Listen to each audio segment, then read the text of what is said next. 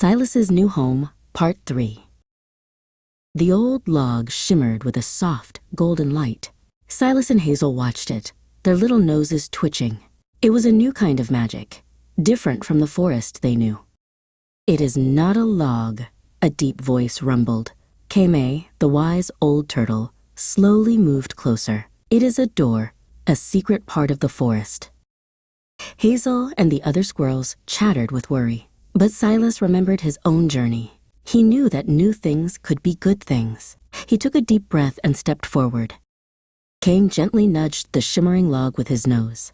With a soft click, it swung open, revealing a world of glowing trees and humming flowers. Silas stepped through, his heart full of wonder. The air smelled like honey and starlight. The ground was soft, glowing moss. Silas looked up at the trees, their leaves a kaleidoscope of soft, shimmering colors. He had never seen anything so beautiful. It's beautiful," Hazel gasped from the doorway. She and the other squirrels, seeing Silas's happy face, cautiously entered the new world, their little paws patting softly on the glowing ground. Silas and Hazel explored together.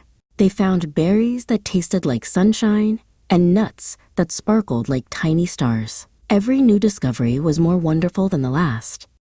The other squirrels scattered, chasing after glowing fireflies and climbing trees with leaves that sang a soft, gentle song. Kame moved slowly, his wise eyes taking in all the quiet magic. Deep in the new world, Silas and Hazel found a patch of mushrooms. They weren't brown like the ones in the old forest. These glowed with a soft blue light and tasted like sweet moonlight. Silas looked at his friends, happily exploring their new discovery. He realized that home wasn't just a den, or even a forest. It was a feeling of being safe and brave and ready for whatever new adventure came next. As they explored deeper, they came to a river that flowed with liquid starlight. Its gentle current hummed a quiet song. Hazel hesitated, but Silas remembered the courage that had brought them here.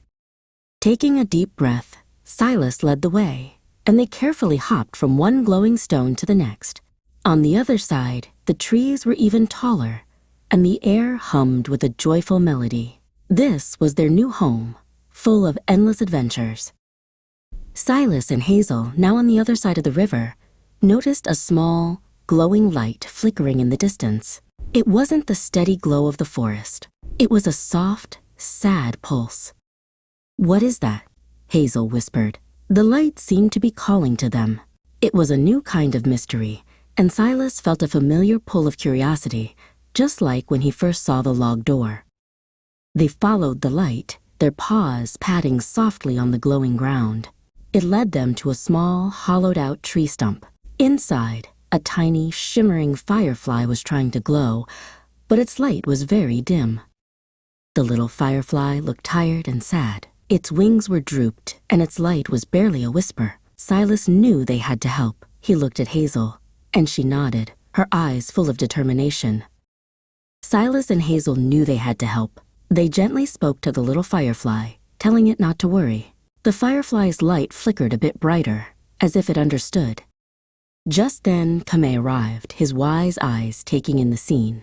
"A firefly's light is its heart," he rumbled softly. "Its light will not shine fully until it is happy again." The little firefly, who they decided to call Flicker, pulsed a little brighter. It flew from the stump and hovered over a faint, glowing trail on the moss. It was the path its family had taken. Silas looked at Hazel, then at Kame. They all knew what they had to do. With Flicker leading the way, they began to follow the faint trail, ready for their next great adventure.